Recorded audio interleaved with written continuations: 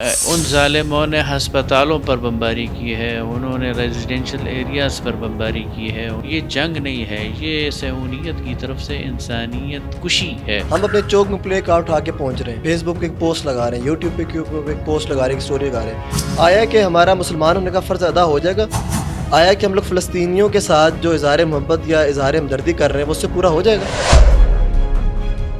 آپ دیکھیں نا، ایک شخص کی بیٹی فوت ہو گئی اور وہ میرا خیال 2-2.5 سال کی بیٹی ہوگی، سوشل میڈیا پر وہ کلپ عام ہے، اس نے وہ بیٹی اس طرح اٹھائی اور کہا یا اللہ تو راضی ہے، تو نے اس کو مجھ سے لے لیا اور یہ خون تو نے قبول کر لیا، تو راضی ہے؟ الحمدللہ میں بھی راضی ہوں۔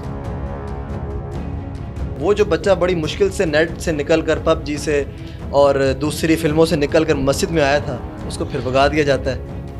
اچھا، اب اگر میں اس پہ ایک بات کروں تو وہ یعنی ایسی بات ہوگی کہ یہ سارے میرے پیچھے پڑ جائیں گے، لیکن بالکل پڑھنے چاہیے، پیچھے آپ کریں، میں چاہتا ہوں ایسی کوئی بات ہو۔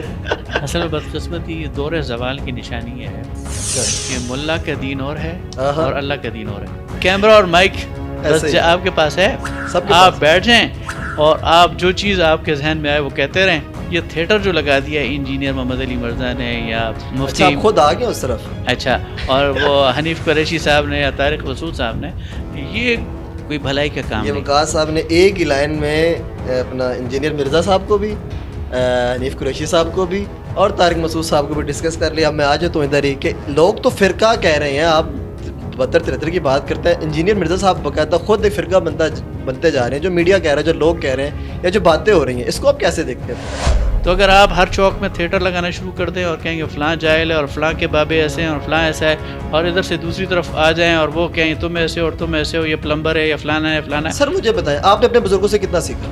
بہت زیادہ سیکھا۔ انہوں نے غلطیاں بھی کر رکھی تھی کچھ نہ کچھ، آپ نے کو کہا تو تڑا باوت ہے کوئی نہیں، میں تے ہے کوئی نہیں، ہوتا پیو کوئی نہیں، ماں کوئی نہیں۔ ایک مقرر کے منہ سے ایسی بات زیب دیتی ہے؟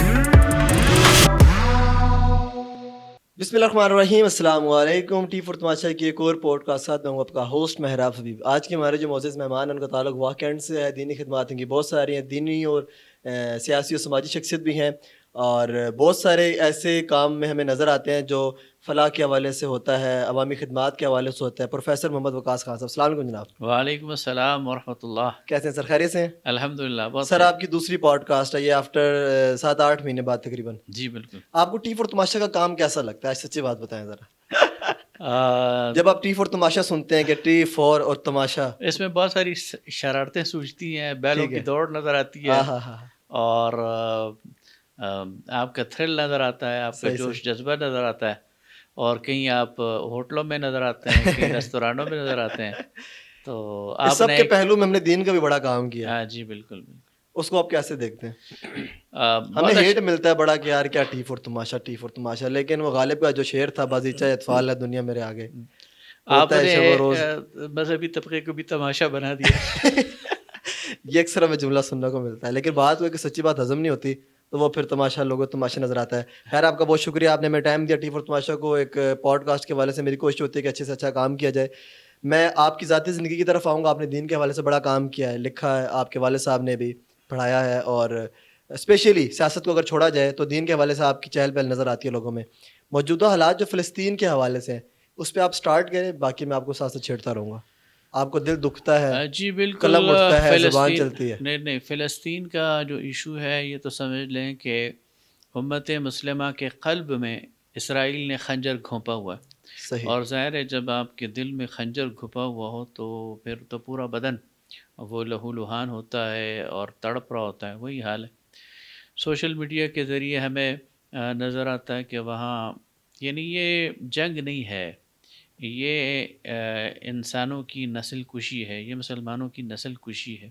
صحیح۔ ابھی تک 10,000 لوگوں کی شہادتیں ہوئی ہیں، اور اس میں سے 5,000-5,500 شہادتیں بچوں کی ہیں، معصوم بچوں کی، 10 دن کے بچوں کی ہیں، 1 مہینے کے بچوں کی ہیں۔ وہ لڑنے والے تو نہیں تھے، ان کے پاس کوئی میزائل تو نہیں تھے، ان کے ہاتھ میں کوئی بندوق تو نہیں تھی۔ اچھا، ان ظالموں نے ہسپتالوں پر بمباری کی ہے، انہوں نے ریزیڈینشل ایریاز پر بمباری کی ہے، انہوں نے ابھی تک ملبے تلے لاشیں دبی ہوئی ہیں، کسی کو نہیں پتہ کہ کوئی ان کے نیچے زندہ ہے یا مر گیا ہے۔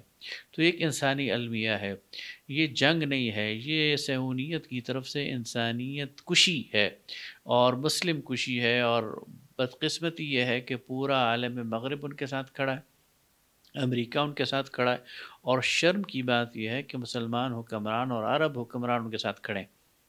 یعنی اگر ان کی باتوں پر خاموش ہیں اور اپنے مسلمانوں کا ساتھ نہیں دے رہے تو ان کے ساتھ کھڑے سر مجھے ایک بات بتائیں کہ ہم لوگ ایز اے مسلمان پاکستانی ایشینس کنٹری کی بات، سارے اسلامی ممالک ہیں نا، ہم اپنے چوک میں پلے کارڈ اٹھا کے پہنچ رہے ہیں، ایک فیس بک پہ ایک پوسٹ لگا رہے ہیں، یوٹیوب پہ ایک پوسٹ لگا رہے ہیں، ایک اسٹوری لگا رہے ہیں، آیا کہ ہمارا مسلمان ہونے کا فرض ادا ہو جائے گا؟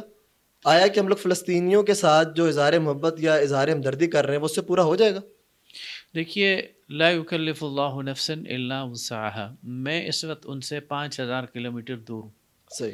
ایک پاکستانی شہری ان سے 5000 کلومیٹر دور ہے، وہ کیا کر سکتا ہے؟ وہ گھر کے باہر جا کر رولا ڈال سکتا ہے، وہ ماتم کر سکتا ہے، وہ ان کے لیے آواز اٹھا سکتا ہے، وہ سڑک پر نکل کر احتجاج کر سکتا ہے، وہ کر رہے ہیں۔ گیلا امت مسلمہ سے نہیں ہے، انڈونیشیا سے لے کر اور مراکش تک مسلمان امت نکلی ہے، ہر اس میں ہر شہر میں نو نکلی ہے۔ ڈاؤٹ. اصل گلہ مسلمان حکمرانوں سے، حکمرانوں سے. اصل گلہ مسلمانوں کی افواج سے ہے، اصل گلہ مسلمانوں کے ان لوگوں سے ہے جن کے پاس مسلمانوں کے وسائل ہیں، جن کے پاس مسلمانوں کی قسمتوں کے فیصلے ہیں۔ اصل گلہ ارد گرد کے عرب ممالک اور ان کی بادشاہتوں سے ہے کہ اگر وہ چاہیں تو یہ اسرائیل ان کے لیے سرے سے مسئلہ ہی نہیں ہے۔ مسئلہ نہیں. یعنی 93-94 لاکھ آبادی، 1 کروڑ آبادی کیا چیز ہے؟ کا اسرائیل، اور اس کے آگے یعنی 1 ارب 80 کروڑ مسلمان، ان کے مقابلے میں اس چھوٹے سے اسرائیل کی کیا وہ اہمیت تو ہے؟ منہ چڑھ کے ان کو جواب دیتا ہے اور ان کے اندر غیرت ہے ہی کوئی نہیں کسی ملک میں. آپ ترکی کا ذکر ہوتا ہے ہمارے یہاں جی جی، کہ ترکی بہت آگے نظر آتا ہے، وہ بھی خاموش ہے. سارے زبانی جمع خرچ کر رہے ہیں، ہوائی فائرنگ کر رہے ہیں، چاہے ٹھیک ہے. وہ ترکی ہو، چاہے وہ ایران ہو، چاہے وہ لبنان کی حزب اللہ کی ملیشیا ہو۔ کون سی ایسی چیز ہے جو روکتی ہے مسلمانوں کو؟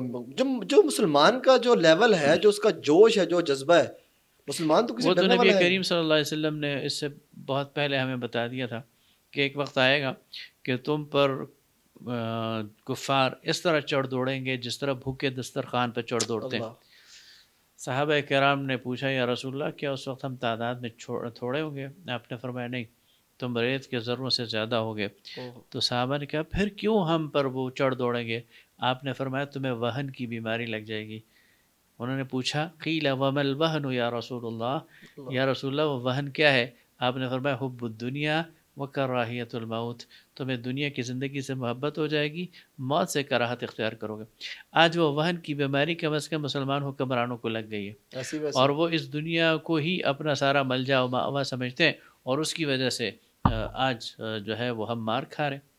مجھے بتائیں کہ ستاون اسلامی ملک ہے، آپ کو کیا لگتا ہے اس ٹائم صفحہ اول میں آپ کو کون نظر آ رہا ہے ایسا، یا جسٹ وہ بھی اپنے نمبر بنانے کے لیے؟ کل کو یہ وقت ہم پر بھی آ سکتا ہے اور وہ وقت دور نہیں ہے اصل جو میں تو حالات بتاتے ہیں. سارے کے سارے ایک ہی کیٹیگری میں کھڑے ہیں، بلکہ میں سمجھتا ہوں کہ کچھ غیر مسلم ممالک یا کچھ غیر مسلم ممالک کے اندر رہنے والے غیر مسلم، ان کے اندر زیادہ غیرت ہے، وہ انسانی حقوق کے نام پر اور بچوں کے حقوق کے نام پر اور جنگی جرائم کے خلاف ووٹ رہے ہیں۔ پوری دنیا میں مظاہرے ہو رہے ہیں، لندن میں مظاہرے ہوئے ہیں، نیو یارک میں مظاہرے ہوئے ہیں، یورپ میں مظاہرے ہو رہے ہیں اسرائیل کے خلاف، ان کی پارلیمان کے اندر لوگ اٹھ کر بات کر رہے ہیں۔ تو لیکن ظاہر ہے کہ ان کا ضمیر زندہ ہے۔ میں امت مسلمہ کے حکمرانوں میں سے تو کوئی ایسا نہیں ہے جس نے زبانی خرچ کے علاوہ، زبانی جمع خرچ کے علاوہ اور مذمتوں کے علاوہ اور نیری ہوائی فائرنگ اور دھمکیوں کے علاوہ کچھ کیا ہو، نظر نہیں آتا۔ حضرت مجھے ایک بات کا جواب دیں کہ ایک پاکستان کے اندر یا کسی اسلامی ملک کے اندر، اپنے ملک کے اندر اپنے مسلمان بھائیوں کے لیے ایک بندہ احتجاج کرتا ہے، ایک احتجاج ریکارڈ کرواتا ہے، اس کو آپ کی فورسز اٹھا لیتی ہیں، اس کو پولیس مارتی ہے، بھگا دیتی ہے، تو چلے آپ ریاست تو کچھ نہیں کر سکتے اب، لیکن ایک بندہ اپنا احتجاج بھی نہیں ریکارڈ کروا سکتا اب اسلامی آپ ملک دیکھیں میں؟ نا، اس کی میں آپ کو مثال دیتا ہوں۔ ریسنٹلی یہ 29 اکتوبر کو اسلام آباد میں جی. ایک بہت بڑا مارچ ہوا۔ اس ایک دن پہلے، اچھا اس مارچ میں صرف یہ ایک ٹیگ لگا ہوا تھا کہ امریکی ایمبیسی، امریکی سفارت خانے کے سامنے احتجاج ہوگا۔ صحیح. ایک دن پہلے امریکہ کے جو ڈپلومیٹس ہیں، سفارتکار ہیں، وہ آئے، نگران حکومت کے اہلکاروں سے ملے، اور نگران حکومت جو ہے وہ متحرک ہو گئی، اور انہوں نے کہا جی امریکی سفارت خانے کے سامنے آپ کو نہیں کرنے دیں گے. وجہ. اور انہوں نے ہمارے کیمپ اکھاڑنے شروع کر دیے، ہمارے بندوں کو گرفتار کرنا شروع کر دیا. اگرچہ الحمدللہ وہاں لوگوں نے استقامت دکھائی، وہاں فوراً لوگ پہنچ گئے، اور اس کے نتیجے میں یہ ہوا کہ پھر حکومت کو پسپا ہونا پڑا. صحیح. لیکن نیت اپنی دکھا دی، اپنا آپ دکھا دیا اپنا آپ دکھا دیا، یہ بتا دیا کہ ہم کس کے ساتھ کھڑے ہیں، کہ آپ کو ہڈی مل چکی ہے. ہم کہاں سے آرڈرز لیتے ہیں، واہ. اور ہم کس کے اشاروں پر چلتے ہیں، بلکہ ہم کس کے اشاروں پہ ناچتے ہیں. آہا. یہ صورتحال ہے اس یہ وقت. کب تک ناچتے رہیں گے ان کے اشاروں پر؟ اصل میں ان کو غذا وہاں سے مل رہی ہے، ان کو جو ہے جینے کا سامان وہاں سے مل رہا ہے، اور ان کی بقا کا انحصار وہاں پر ہے. اگر وہ ان سے ہاتھ کھینچ لیں تو پاکستان کے اندر ان کی جڑیں نہیں ہیں. صحیح. پاکستان کے اندر پھر یہ 10 دن بھی اقتدار میں نہیں رہ سکتے. ان کے یعنی وہ ہے نا، قرآن پاک نے کہا نا کہ وہ کلمۃ خبیثہ نجتثت من فوق الارض ما لها من قرار، کہ وہ درخت جو خبیث ہو، جو گندا ہو، تو وہ زمین پر ایک خاردار جھاڑی ہوتی ہے جس کو قرار نہیں ہوتا، آہا. کوئی بھی آ کر اسے اٹھا لیتا ہے. تو یہ وہ کلمہ خبیثہ ہے، وہ گندا درخت ہے جو انہوں نے انسٹال کیا ہوا ہے، اور انہی کے آشیرواد تک قائم ہے. سر مجھے بتائیں، حضور صلی اللہ علیہ وسلم کے زمانے میں جب کچھ اس طرح کا معاملہ ہوتا تھا تو کیا ایسے ہی پلے کارڈز کے ذریعے احتجاج کیا جاتا تھا، یا احتجاج کیا جاتا تھا اس کو کیسے ریئیکٹ ہوتا تھا؟ حضور کی ذات اس کو کیسے ٹیکل کرتی؟ نہیں دیکھیں، وہ تو دور ہی اور تھا نا. حضور اکرم صلی اللہ علیہ وسلم کا دور تھا، بڑا مبارک دور تھا، ظاہر ہے آپ خود صحیح. موجود تھے. لیکن آپ کے بعد بھی 1000 سال تک مسلمان اس دنیا میں جب غالب رہے تو مسلمان کا احتجاج تو بزور قوت ہوتا تھا. ایسا ہی ہے. محمد بن قاسم نے ہزاروں کلومیٹر کا سفر طے کر کے، ایک کیا ہوا تھا، سندھ کے راجہ داہر نے چند مسلمان بچیوں کو قید کر لیا تھا، ایسا ہی. اور ان کا خط پہنچا دارالخلافہ میں، تو وہاں سے وہ 12,000 کا لشکر لے کر ہزاروں میل دور آیا ان کو چھڑانے کے لیے. تو نہ صرف یہ کہ رسالت مآب صلی اللہ علیہ وسلم کے دور میں، بلکہ بعد تک 1000 سال تک مسلمان، جب تک ان میں غیرت تھی، جب تک کہ ان میں دینی جذبہ تھا، دینی حمیت تھی، اور ایک ملت کے طور پر وہ زندہ تھے، تو وہ تو ری ایکٹ کرتے تھے، وہ احتجاج نہیں کرتے تھے، وہ مرمت کرتے تھے، وہ مذمت نہیں اور کرتے ٹھیک ٹھاک کرتے تھے. ہم اصل میں دور زوال سے گزر رہے ہیں، تو ایسا نہیں ہے کہ یہ دور ہمیشہ رہے گا، اس میں ختم ہونا ہے، بلکہ یہ اس کا آخری مرحلہ، آخری فیز ہے. اس کے بعد انشاءاللہ امت کے اندر ایسی قیادت بھی آئے گی، اور ایسے لوگ بھی آئیں گے جو آج کے ٹیپو سلطان ہوں گے، جو آج کے صلاح الدین ایوبی ہوں گے، جو آج کے خالد ابن ولید ہوں گے. اب آپ دیکھیں کہ اس وقت حماس جو کردار ادا کر رہی ہے وہ صلاح الدین ایوبی سے کم نہیں ہے، وہ خالد ابن ولید سے کم نہیں ہے، بالکل ایسے ہی. رضی اللہ تعالیٰ عنہ. وہاں کے جو ان کا ترجمان ہے ابو عبیدہ اس کا نام ہے، واہ واہ. اور وہ جس طرح بات کر رہا ہے، اور جس طرح للکار رہا ہے، اور جس طرح ان کو وہ کہہ رہا ہے کہ آؤ، یعنی ان کی بس کروا دی ہے. یعنی انہوں نے حملہ کیا ٹینکوں کے ساتھ، آہا. اور نہ صرف یہ کہ ان کے ٹینک تباہ کر دیے، ان کی بختر بند گاڑیاں تباہ کر دیں، بلکہ کیا دوبارہ ہو، ایسا ہی. ہم تمہارا انتظار کر رہے ہیں. تو یہ جرت، یہ ہمت. اب آپ دیکھیں نا، ایک شخص کی بیٹی فوت ہو گئی، اور وہ میرا خیال میں 2-2.5 سال کی بیٹی ہے، کہ سوشل میڈیا پر وہ کلپ عام ہے، اس نے وہ بیٹی اس طرح اٹھائی اور کہا یا اللہ تو راضی ہے، اللہ. تو نے اس کو مجھ سے لے لیا، اور یہ خون تو نے قبول کر لیا، تو راضی ہے، الحمدللہ میں بھی راضی ہوں. سبحان اللہ. یہ جذبہ ہے ان کا، اور اس جذبے کو شکست نہیں دی جا سکتی. کوئی ٹینک، کوئی توپ، کوئی میزائل، کوئی ایٹم بم اس جذبے کو شکست نہیں دے سکتا. اور یہی وجہ ہے کہ یہودی پریشان ہے، اس لیے کہ یہودی تو سب سے بزدل قوم ہے. ایسا ہی ہے. یہودی گراؤنڈ پر لڑنے والے نہیں ہیں، یہودی ڈرون کی مدد سے لڑنے والے ہیں، یہودی میزائل کی مدد سے لڑنے والے ہیں، یہودی جیٹ طیاروں کی مدد سے لڑنے والے ہیں. لیکن جب وہ میدان میں آ کے کھڑے ہوتے ہیں نا، تو وہ ان کی ٹانگیں کانپنی شروع ہو جاتی ہیں. ایسا ہی. ان کی جو اس وقت فوج جس نفسیاتی کرب سے گزر رہی ہے، اور فوج کو چھوڑیں، ان کی پوری جو قوم ہے اس وقت، یعنی تل ابیب کے، یعنی غزہ سے دور ہے تل ابیب، سینکڑوں کلومیٹر، اور وہاں بھی لوگ رات کو سکون سے نہیں سوتے اور ساری رات سائرن بجتے رہتے ہیں یہ کسی بھی تو ٹائم کہ کسی بھی ٹائم کوئی اٹیک ہو سکتا ہے. جس کرب سے وہ لوگ گزر رہے ہیں آپ اس کا اندازہ نہیں کر سکتے, اتنی بزدل قوم ہے. اور بہت آسانی سے انہیں گھٹنے ٹیکنے پر مجبور کیا جا سکتا ہے, بہت آسانی سے انہیں شکست دی جا سکتی ہے, لیکن اس کے لیے ہمت, یعنی حماس کیا ہے, چند ہزار لوگ ہیں نا, ایسے ہی اور ان کے پاس مانگے تانگے کے میزائل ہوں گے, ان کے پاس اور کیا ہوگا, اور ان کے پاس کچھ بندوقیں یا کلاشن کوفیاں ہوں گی. ایسے ہی اس کی بنیاد پر انہوں نے جو ہے وہ 7ویں بڑی فوج ایسے ہی اور 7ویں ایٹمی پاور اسرائیل کا نطقہ بند کیا ہوا.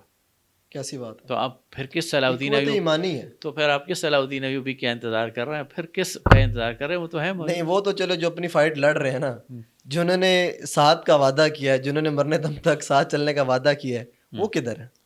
نہیں وہ تو ظاہر ہے امت مسلمہ کے اندر عمومی طور پر اس وقت حکمرانوں کے لیول پر کوئی ایسا بندہ نہیں ہے, اور یہ سوچنے والی بات ہے, یہ امت کو سوچنے والی بات ہے, اور یہ ہر ملک کے عوام کو سوچنے والی بات ہے کہ ہم نے اپنے اوپر ایسے لوگوں کو مسلط کر دیا ہے جنہوں نے ہماری غیرت اور حمیت کا سودا کر دیا. واہ واہ. مجھے بتائیں کہ میک ڈونلڈز نہ کھانے سے, کے ایف سی کو چھوڑ دینے سے, پیپسی کا بیک آؤٹ کرنے سے, کوکا کولا کا بیک آؤٹ کرنے سے حق ادا ہو جائے گا؟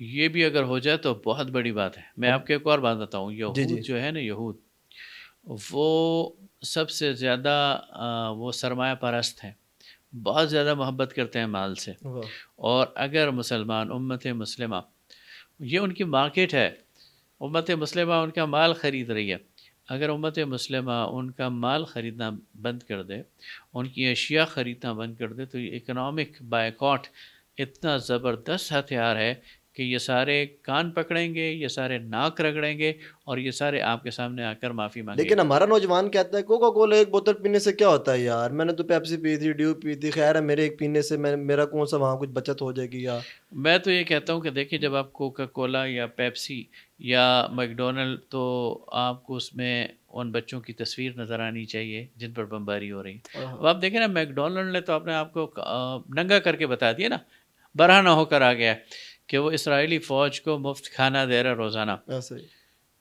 تو ہمیں شرم نہیں آتی کہ وہی میک ڈونلڈ جو ہمارا دشمن پیٹ بھر کر اور پھر وہی آ کر حملہ آور ہوتا ہے, وہی میک ڈونلڈ ہم کھائیں, ہمیں تو تصویر سر نہیں مزے کی بات یہ کہ پیپسی نے فلسطین کے ساتھ اظہار محبت کیا, پیپسی کے اوپر برانڈنگ کر کے فلسطین کے, لیکن برانڈ تو دونوں ایک ہی جگہ, پیسے تو ایک بالکل. ہی جگہ اصل جا میں رہے ہیں. یہ بھی دھوکہ دینے کے بعد, دھوکہ دہی ہے اور آنکھوں میں دھول جھونکنے والی تاکہ بات. ہمارا کہیں سے رکے نہ کوئی ہاں سلسلہ. جی بالکل.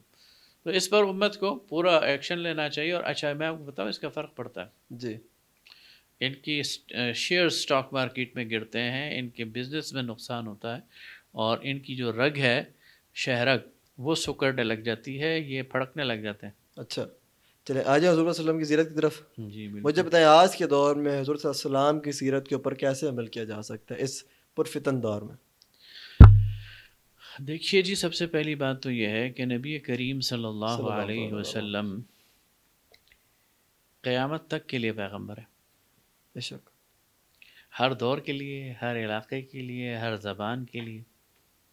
اور آپ کے جو اسوہ حسنہ ہے وہ ہر دور کے لیے نمونہ ہے. لقد کان لکم فی رسول اللہ اسوۃ حسنہ. تو یہ تو سوال ہی نہیں ہے کہ کیسے عمل کیا جا سکتا ہے. نبی کریم صلی اللہ علیہ وسلم کی ذات والا برکات وہ تو نمونہ ہے ہمارے لیے ہر دور میں, اور ہمارے لیے کامیابی کی ضمانت اور علامت ہے, اور ہمارے لیے ایک روشن شاہراہ ہے جس پر ہم بہت آسانی سے چل سکتے ہیں.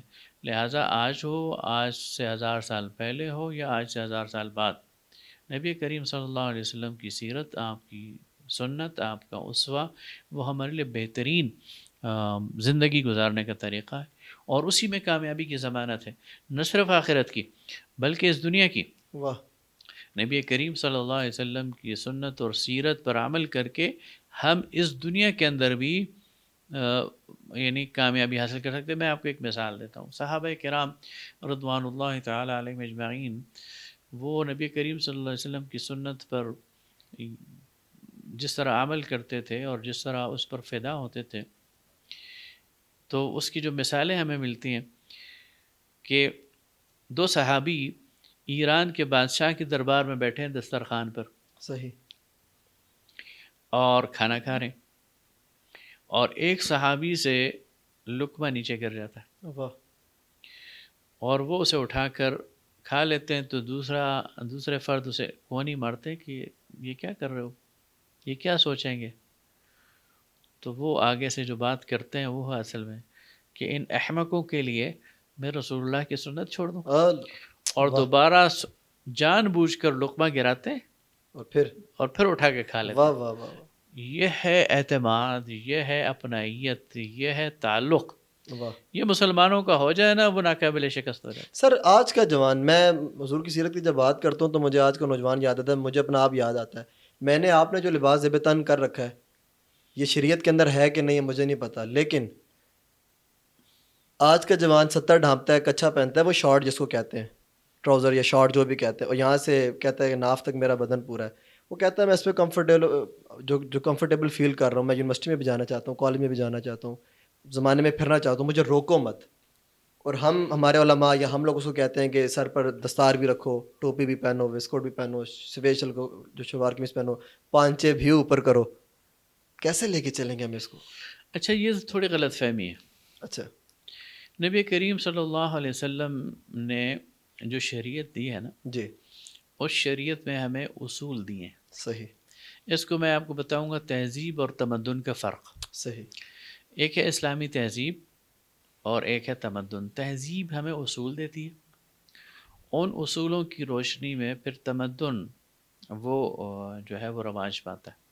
مثلا تہذیب ہمیں کھانے پینے کے اصول دیتی ہے، صحیح. اور اس میں بھی بہت ایک وسعت ہے. ہمیں یہ نہیں بتایا گیا کہ فلاں فلاں فلاں 8-10 چیزیں حلال ہیں باقی حرام، یہ نہیں کہا گیا. صحیح. بلکہ ہمیں کہا گیا کہ یہ 5-6 چیزیں حرام ہیں، باقی سب کچھ حلال ہے. واہ. حرام کو کم رکھا گیا ہے، حلال وسیع. وسیع. اب اصول ہمیں شریعت نے بتا دی کہ فلاں فلاں چیزیں حرام ہیں اور فلاں فلاں حلال ہیں. واہ. لیکن اس حرام اور حلال کو مد نظر رکھتے ہوئے عربوں کا کھانے کا اپنا ذوق ہے، ہمارا کھانے کا اپنا ذوق ہے. واہ. عرب اونٹ کا گوشت پسند کرتے ہیں اور ہم گائے کا گوشت پسند کرتے ہیں. ٹھیک ہے نا جی. تو وہ ان کا تمدن ہے، یہ ہمارا تمدن ہے. اسی طرح لباس میں بھی نبی کریم صلی اللہ علیہ وسلم نے کسی خاص لباس کی تاکید نہیں کی گئی، صحیح. بلکہ آپ نے لباس کے لیے کچھ اصول بتائے. ایک اصول تو اس میں یہ ہے کہ اس سے سطر ڈھانپنا چاہیے، ٹھیک ہے. اور مرد کے سطر کی حدود بھی بتا دی، عورتوں کے سطر کی حدود بھی بتا دی. دوسرا اس میں تفاخر نہیں ہونا چاہیے، ٹھیک ہے، اس میں کوئی ریا نہیں ہونا چاہیے. ان اصولوں کو سامنے رکھتے ہوئے آپ نے شلوار قمیص پہنی ہوئی ہے، اسلامی لباس. صحیح. کسی نے جبہ پہنا ہوا ہے، وہ لمبا کرتا توپ، وہ اسلامی لباس. ٹھیک. اور یہ جو ترک ہیں وہ پینٹ شرٹ پہنتے ہیں، ڈھیلی سی پینٹ ہوتی ہے، شرٹ ہوتی ہے، یہ بالکل اسلامی لباس ہے، اس لیے کہ وہ اسلام کے سطر کے حدود لیکن اگر ہماری مسجد میں آ کے ایسا بندہ جماعت کروائے تو اس کو روک دیا جاتا ہے. میں آپ کو بتاتا ہوں. اسی طرح نبی کریم صلی اللہ علیہ وسلم نے اپنی پوری زندگی میں جی شلوار استعمال نہیں کی. صحیح. آپ تہبند ہی استعمال کرتے تھے. صحیح. آپ کے سامنے شلوار پیش کی گئی، آپ نے اسے پسند فرمایا سطر کے لیے، لیکن خود استعمال نہیں کی. نہیں کی. نبی کریم صلی اللہ علیہ وسلم نے ساری زندگی تہبند استعمال کی. واہ. لنگی جسے ہم کہتے ہیں، جی جی سمجھ. لیکن ہم تو شلوار پہنتے ہیں. تو نبی کریم صلی اللہ علیہ وسلم نے خاص وضع قطع ہمیں نہیں بتائی، بلکہ اصول بتائیں. ان اصولوں کی بنیاد پر پاکستانی مسلمانوں کا اپنا ذوق لباس ہوگا، ہندوستان کے مسلمانوں کا، بنگلہ دیش کے مسلمانوں کا اپنا ذوق لباس ہوگا، عرب کے مسلمانوں کا اپنا ذوق لباس ہوگا. جہاں تک آپ کی بات ہے نوجوان نسل کی، جی تو نوجوان نسل اگر وہ ان سطر کی حدود میں رہتے ہوئے پینٹ شرٹ پہنتی ہے یا شارٹس پہنتی ہے، مثلا اگر وہ شارٹ نصف ساق تک ہے، ہاں گھٹنوں سے نیچے اور گھٹنوں سے نیچے ہے، اور ناف سے اوپر ہے اور شرٹ پہنی ہوئی ہے، تو وہ بالکل ٹھیک لباس ہے، وہ اس میں نماز بھی پڑھ سکتا ہے. لیکن اب دیکھیں نا یہاں پر، اب آپ آگے پوائنٹ کے اوپر، اب یہاں پر ہمارے مسجد کا مولوی، امام صاحب، خطیب صاحب، وہ اس کی جان کھا جاتے ہیں. وہ جو بچہ بڑی مشکل سے نیٹ سے نکل کر، پب جی سے اور دوسری فلموں سے نکل کر مسجد میں آیا تھا، اس کو پھر بھگا دیا جاتا ہے. اچھا اب اگر میں اس پہ ایک بات کروں تو وہ یعنی ایسی بات ہوگی کہ یہ سارے میرے پیچھے پڑ جائیں گے. لیکن بالکل پڑھنے چاہیے پیچھے، آپ کریں، میں چاہتا ہوں ایسی کوئی بات ہو. اصل میں بدقسمتی دور زوال کی نشانی ہے اچھا کہ ملا کا دین اور ہے آہا، اور اللہ کا دین اور ہے. واہ واہ. یہاں اصل میں کچھ تنگ نظر لوگوں نے تو کچھ نہیں دین میکسیمم. دین کو بہت جامد کر دیا. دین کو چند اعمال تک جو ہے وہ محدود کر دیے، چند ظاہری چیزوں تک محدود کر دیے. ایک شخص نے دستار پہنی ہوئی ہے، ایک شخص نے لمبی داڑھی ہے اس کے 5-6 گھٹنوں سے اوپر ہیں، اس کو طنز و مزاح تو کرتے ہیں. وہ جو ہے وہ متقی ہے، پرہیزگار ہے. اور جس کی میری طرح داڑھی ہے تو وہ کہتے ہیں یہ فاسق فاجر ہے. اچھا ویسے پہلے میں حسن بصری کا قول سنا دوں، پھر اپنی داڑھی پہ بھی آتا ہوں، یہ بھی چلیں برسبیل تذکرہ بات ہو جائے. حسن بصری کا قول ہے، اور ظاہر ہے کہ یہ انہوں نے صحابی سے سنا ہوگا اور صحابین رسول اللہ سے، لیکن انہوں نے اس کی سند یعنی زیادہ محدثین کہتے ہیں کہ حسن بصری کا قول ہے کہ لیس الایمان بالثمن ولا بالتحلی ولكن هو ما وقر في القلب وصدقه العمل. ایمان یہ نہیں ہے کہ انسان اس کی تمنا کرے کاش میں مسلمان ہو جاؤں، کاش میں مومن ہو جاؤں. ولا بالتحلی، اور نہ ایمان یہ ہے کہ انسان مومنوں سا حلیہ بنا لے. ولیکن ہوا ما وقر فی القلب، یہ تو دل میں جاگزیر ہونے والا عقیدہ ہے. وصدقہ العمل، اور عمل سے اس کی تصدیق ہوتی ہے. تو ہم ظاہر پہ بہت زیادہ جاتے ہیں. ہم کہتے ہیں کہ ظاہر اس طرح کا ہونا چاہیے کہ پتہ لگے گا. لیکن ظاہر سے وہ کہتے ہیں نا کہ دامن نہ چھوڑیں تو فرشتے وضو کریں، تو ایسی بات نہیں ہے. اصل چیز التقویٰ ہا ہونا، نبی کریم صلی اللہ علیہ وسلم نے فرمایا تقویٰ دل کے اندر ہے، اشارہ فرمایا تقویٰ یہاں پر ہے، تقویٰ یہاں پر. تو اس لیے یہ جو ظاہری ہے سر میں اپنی بات رکھ کر نا یہاں پر آگے نہیں کر رہا ہوں، علماء کی طرف آ رہا ہوں کہ ایک انگلینڈ کی یا یورپ کی کسی مسجد میں اندر آئی تھنک کوئی بچے آپ نے بھی شاید ویڈیو دیکھی ہو میڈیا کے اوپر، بچے جمعے سے پہلے نہ شور و غل کر رہے ہیں پینٹ شرٹ میں. اب آپ بیٹھے ہیں مختصر بچے شور و غل کر رہے ہیں، امام صاحب آئے ہیں، ان کو بڑے پیار میں آ کے انہوں نے انگلش میں کچھ کہا ہے، بچوں سے سوال و جواب کیے ہیں. اور وہ بچے جو چھلانگیں مارتے مسجد میں کلہ بازیاں لگا رہے تھے، وہ وہاں پر بیٹھ کے خطبہ بھی انہوں نے سنا، سوال جواب بھی کیے، ہلکا سا ان کو لائٹ سے سمجھایا، اور وہ بچے تمیز کے ساتھ بیٹھ گئے، انہوں نے پورا جمعہ ادا کیا. اور ہمارے علماء جو کرتے ہیں وہ بھی آپ کو پتہ ہے، میں سب کو نہیں کروں گا، 5 انگلیاں برابر نہیں ہے. بڑے سارے علماء اہل سنت کے اندر، دیوبند کے اندر بہت سارے ادھر جو بڑے سلیقی گفتگو کرتے ہیں اور اصلاحی گفتگو کرتے ہیں، آگے بڑھنے کی کوشش کرتے ہیں. لیکن یہ جو ہمارے مساجد کا ماحول ہے نا جی یہ گھٹا ہوا ہے. نبی کریم صلی اللہ علیہ وسلم کے دور میں مسجد جو تھی وہ مسلمانوں کا ایک اجتماعی مرکز تھا، ایسا ہی ہے، ایک کمیونٹی سینٹر کی حیثیت. آپ اسے اندازہ لگائیں کہ حبشہ سے کچھ لوگ، ایک طائفہ آیا، ایک گروپ آیا، اور اس نے باقاعدہ اپنے کرتب مسجد نبوی کے صحن میں دکھائے. ان کا اچھل کود اور ان کی وہ رقص و سرود اور وہ تیر مارنا اور نیزے مارنا اور وہ سارے، اور اس کے ساتھ وہ جو اچھل کود اور ادھم مچاتے تھے.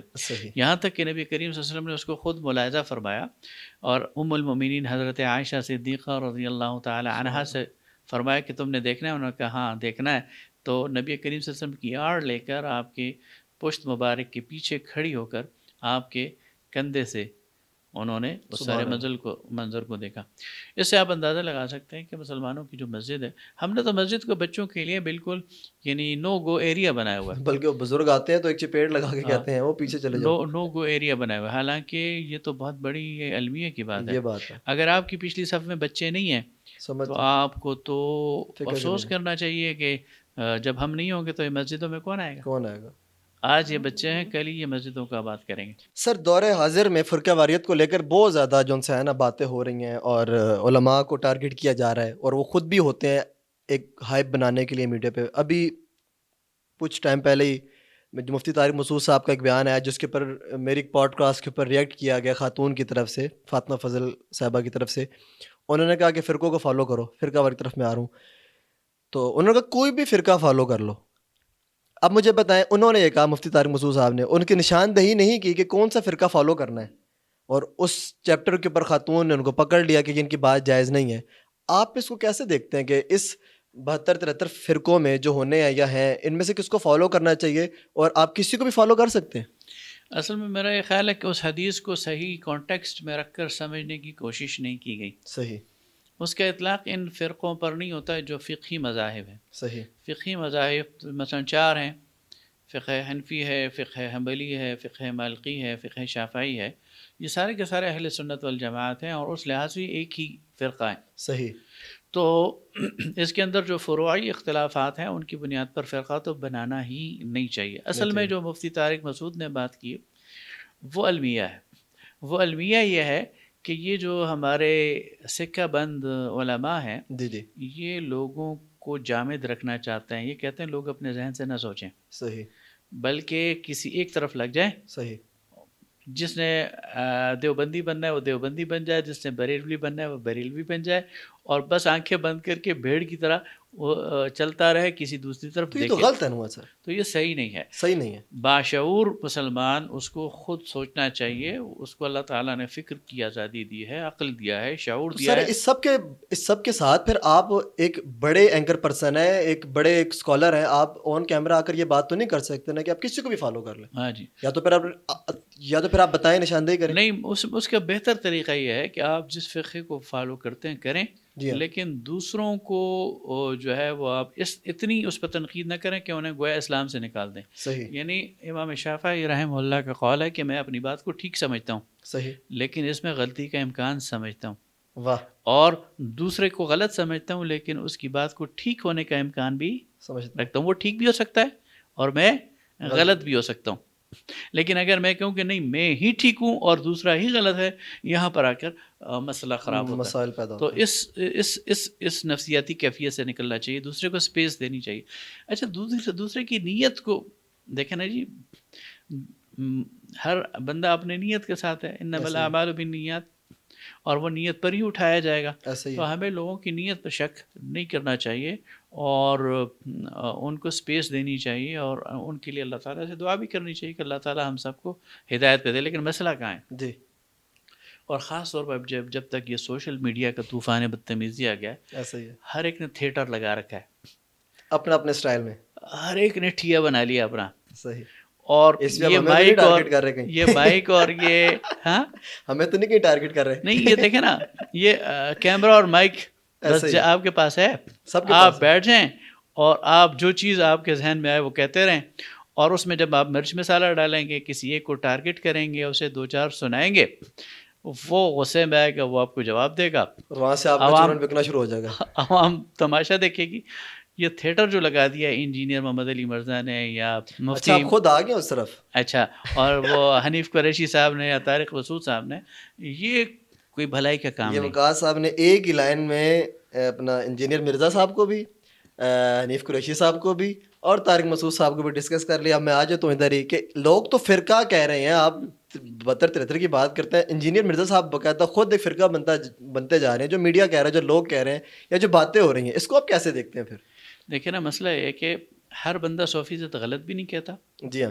اور ہر بندہ 100% ٹھیک بھی نہیں. یہ میرا اوپینین نہیں ہے، یہ جنرل اوپینین. انجینئر محمد علی مرزا ہو سکتا ہے 4 باتیں ٹھیک کر رہے ہوں، بالکل ایسا ہی ہے، لیکن 6 باتیں وہ غلط بھی کر رہے ہوتے. ٹھیک ہے.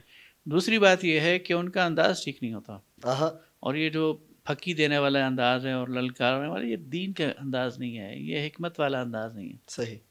ابن تیمیہ جیسا بہت بڑا عالم، شیخ الاسلام، ان جیسا بندہ نہیں امت میں پیدا ہوا 1000 سال میں. وہ ایک فتویٰ لکھ رہے تھے، ایک شخص آیا، انہوں نے کہا یہ آپ نے غلط لکھا. انہوں نے کہا اچھا، مٹا دی. وہ چلا گیا، دوبارہ وہی لکھا. شاگرد نے کہا آپ نے عجیب کام کیا. کہا اسے معلوم نہیں تھا اور میں اس کا دل دکھانا نہیں چاہتا تھا. واہ، مطلب کتنا اپنی رائے نہیں چھوڑی. واہ واہ واہ. لیکن اس سے بحث بھی نہیں کی، اسے لتاڑا بھی نہیں، اسے نہیں کہا کہ تم جاہل ہو، تمہیں کیا پتہ ہے، بلکہ اس کو وہ کہتے ہیں اذا خاطبهم الجاہلون قالوا سلاما. یہ اس کی بہترین تفسیر ہے. تو اگر آپ ہر چوک میں تھیٹر لگانا شروع کر دیں اور کہیں گے فلاں جاہل ہے اور فلاں کے بابے ایسے ہیں اور فلاں ایسا ہے، اور ادھر سے دوسری طرف آ جائیں اور وہ کہیں تم ایسے اور تم ایسے ہو، یہ پلمبر ہے یا فلانا ہے فلانا ہے. سر مجھے بتائیں، آپ نے اپنے بزرگوں سے کتنا سیکھا؟ بہت زیادہ سیکھا. انہوں نے غلطیاں بھی کر رکھی تھی کچھ نہ کچھ. آپ نے کو کہا تو تھوڑا باوت ہے کوئی نہیں، میں تے ہے کوئی نہیں، ہوتا پیو کوئی نہیں، ماں کوئی نہیں. ایک مقرر کے منہ سے ایسی بات زیب دیتی ہے. یہ تو میں کہہ رہا ہوں، لیکن یہ ایک طرفہ نہیں. لیکن ایک بات ہے، یہ ایک طرفہ جب مرزا صاحب اہل سنت کی فیور کر رہے تھے یا دیوبند کی فیور کر رہے تھے تو ان کے بڑے چرچے تھے اس پلیٹ فارم سے.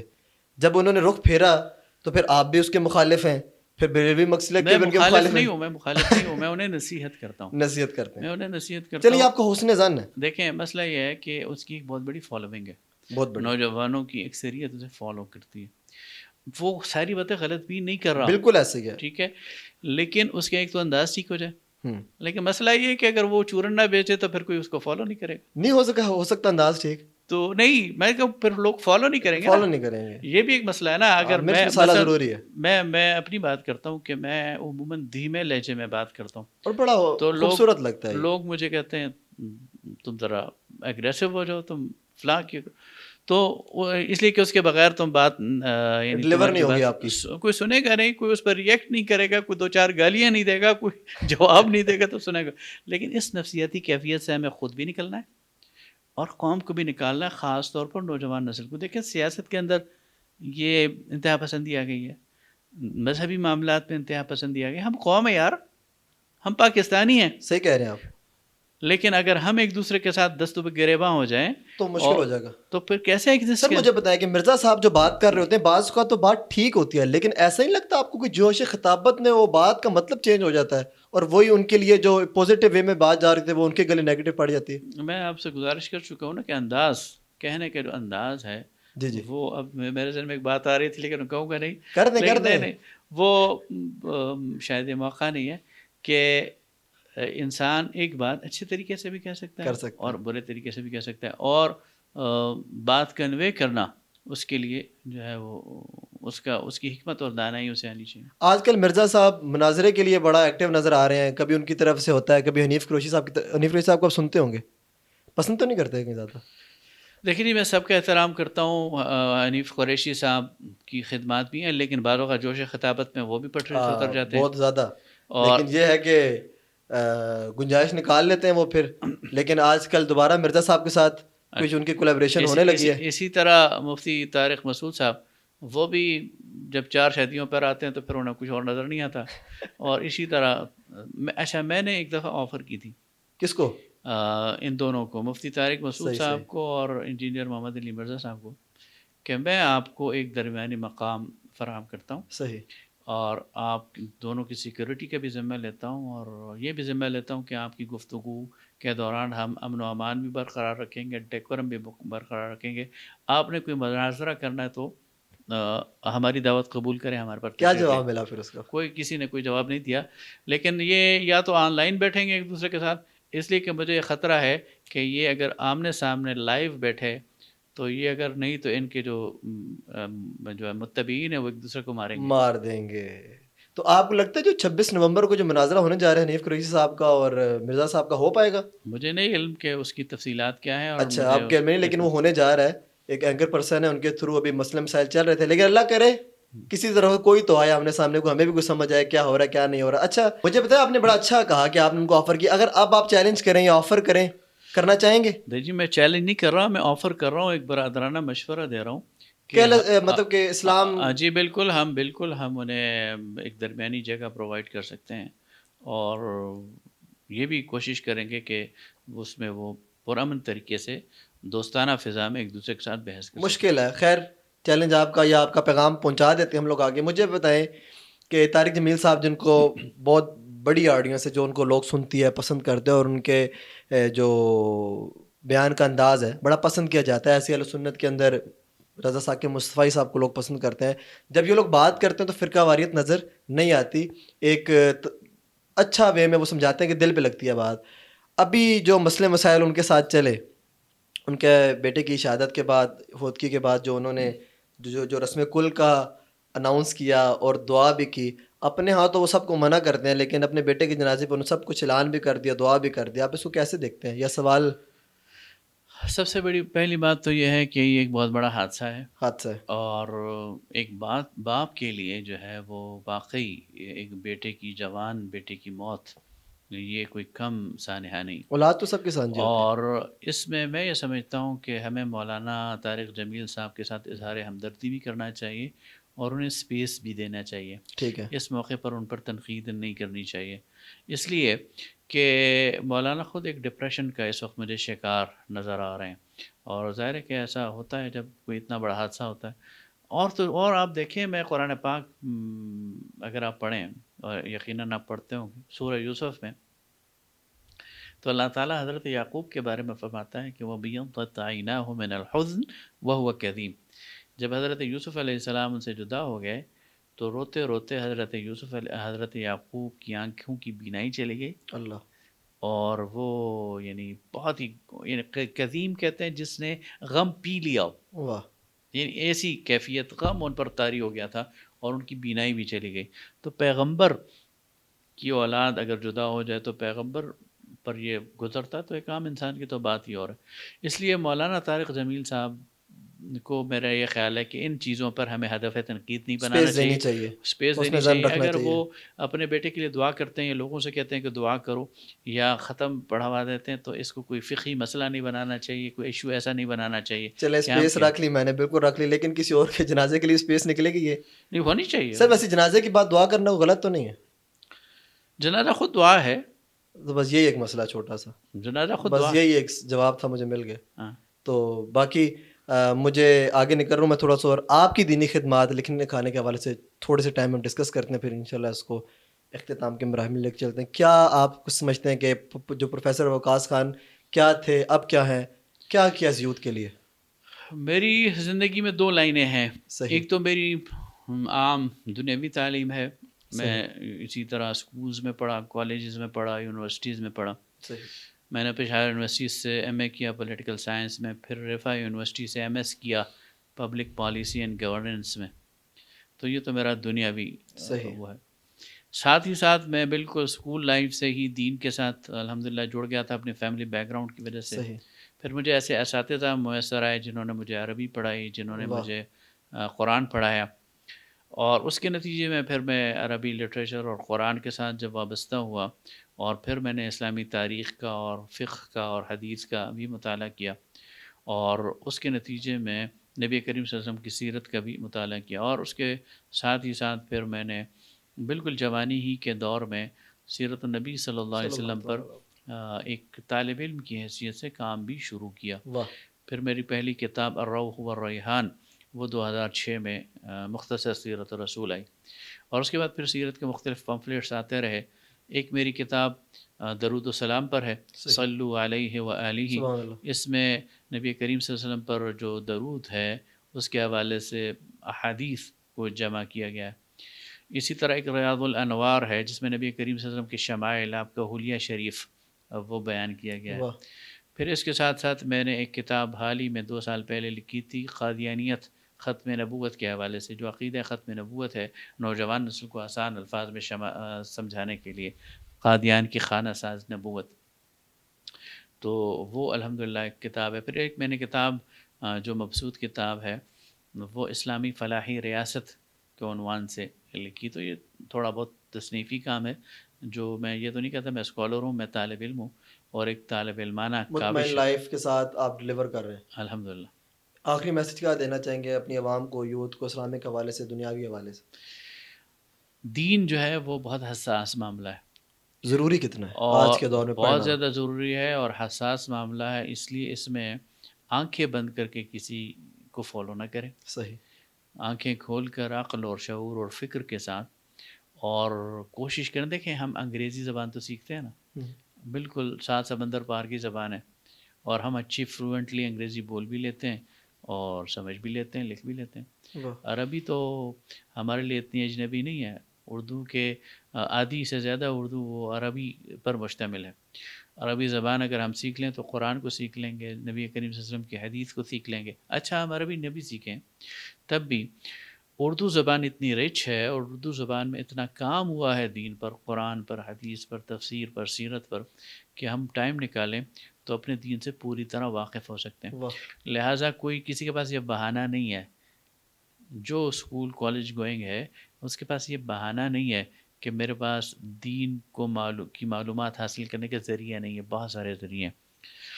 تو خود بھی دین کا علم حاصل کریں اور ان لوگوں کو فالو کریں جو معتدل ہوں، جن کے اندر سب کو برداشت کرنے کا ایک وہ، اور دین کو مذاق بھی نہیں بنانا چاہیے، دین کو بازیچہ اطفال بھی نہیں بنانا چاہیے. واہ واہ. سر میرا آخری سوال، میں اینڈ کرنے لگا تھا، میں بالکل اینڈ کی طرف تھا. ایک سوال کہ ہمارا نوجوان کہ جس کو محفل درس قرآن پر بلایا جائے، ساتھ اس کو عمرے کے ٹکٹ بھی دیا جائیں، ساتھ لنگر بھی پیش کیا جائے، محفل نعت پہ بلایا جائے، وہاں پر بھی عمرے کے ٹکٹ توام پیش کیا جائے، وہ وہاں پر نہیں آتا، لیکن وہی نوجوان اسلام آباد میں عاطف اسلم، علی ظفر، رحمہ بیگ کو سننے کے لیے 5,000 کا ٹکٹ لے کے پہنچ جاتا ہے اور بڑی کثیر تعداد میں پہنچتا ہے. کیا دیکھتے ہیں آپ اس کو؟ کہاں پر ہماری علماء کی غلطی ہے، ہماری یہ گھر میں تربیت کا ماحول ایسا ہے، یا اویئرنیس کی کمی ہے؟ یہ بحیثیت مجموعی ہمارے معاشرے کا المیہ ہے، المیہ اور یہ نوجوان اچانک اس موڑ تک نہیں پہنچا، پہنچایا گیا. ہماری نظام تعلیم نے اسے پہنچایا ہے. واہ واہ واہ. ہم بچپن سے بچوں کو جس طرح ٹرین کر رہے ہیں تو انہوں نے تو اسی راستے پہ چلنا ہے. اب آپ دیکھیں نا، غزہ کے اندر چھوٹی چھوٹی بچیاں ہیں، وہ زخمی ہوئی ہیں، اور صحیح. وہ کہتی ہیں کہ یہ اللہ تعالیٰ کی طرف سے آزمائش ہے اور ہم اس پہ راضی ہیں. واہ واہ واہ. انہیں سکھایا کسی نے نا، ان پہ وہی تو نہیں آئی. کیا بات. ان بچوں کو یہ سکھایا گیا، وہ بچہ جہاد کے ساتھ کمیٹڈ ہیں، 5-5 سال کے، 4-4 سال کے بچے. ہم نے اپنے بچوں کو کیا سکھایا؟ ہم نے بچوں کو کون سا ماحول دیا؟ ہم نے بچوں کو کون سی سنڈریلا تہذیب دی ہے؟ پڑھایا ہم نے. ہم نے بچوں کو کون سا نظام تعلیم دیا؟ ہم نے بچوں کو کون سا کلچر دیا؟ اسی کی طرف جائیں گے وہ. اگر ہم اپنے بچوں کو شروع سے ان کی تربیت اس طرح کرتے، اور سب سے پہلے والدین ان کی تربیت اس طرح کرتے، تو پھر وہ وہی بنتے. لہٰذا قصور ہمارا ہے، قصور ہماری نسل کا ہے، قصور ہمارے نظام کا ہے، قصور ہماری تہذیب کا ہے، قصور ہمارے اس پورے سسٹم کا ہے. اس کو سمجھنے کی ضرورت ہے. ہاں، اور اس کے نتیجے میں نوجوان نسل وہاں تک پہنچی ہے جس کا آپ اشارہ کر رہے ہیں. ان کو واپس لانا کار دارت واہ واہ. مشکل کام ہے، لیکن مایوس نہیں ہونا چاہیے. دین کی بات پوری سنجیدگی کے ساتھ، پورے وقار کے ساتھ کرنی چاہیے. میں یہ سمجھتا ہوں دین میں اتنی کشش ہے، واہ واہ. دین میں اتنی قوت ہے. رسول اللہ صلی اللہ علیہ وسلم کی سیرت اتنی پاکیزہ، اتنی طاہر مطہر سیرت ہے، اتنی پرکشش سیرت ہے، اتنی اٹریکٹیو ہے کہ لوگ اس کی طرف کھنچتے ہوئے آتے ہیں. بات یہ ہے کہ چشمہ صافی کھولا جائے اور پہنچایا جائے. بہت شکریہ وقاص سر، بہت شکریہ، آپ نے ٹائم دیا اور بہت اچھی مختصر، میرے خیال سے 1 گھنٹہ ہمارے پوڈ کاسٹ کو نہیں ہوگا، لیکن بڑی مختصر اور جامع، بڑی اچھی گفتگو ہوئی. میری کوئی بات سر بری تو نہیں لگی؟ نہیں. ہمارا میسج کنوے کرنا تھا ہم لوگوں نے کہا اچھا. یقین آپ کو آج کی انٹرسٹنگ پوڈ کاسٹ دیکھ کر آپ کو اچھا لگا ہوگا، کچھ سیکھنے کو ملا ہوگا. ہمیں سپورٹ کریں. سر وقاص خان صاحب کو، محمد وقاص خان، ان کی آئی ڈی ہے ٹک ٹاک پر، یوٹیوب کے اوپر، فیس بک کے اوپر، ان کو فالو کریں. ان کے نمبر موجود ہیں، ان سے ملنا چاہتے ہیں، ڈسکس کرنا چاہتے ہیں کچھ مسئلے مسائل، آپ کو انشاءاللہ ہر وقت یہ اویلیبل ہوں گے آپ کے لیے. اور ہمیں محبتوں سے نوازیں، اپنی سجیشن جو ہمیں میسیج کیا کریں، حسن ظن رکھا کریں، اور تنقید برائے اصلاح ہونی چاہیے. بس اور کچھ نہیں. سپورٹ کریں، چینل سبسکرائب کریں. میں تب تک کے لیے اللہ حافظ.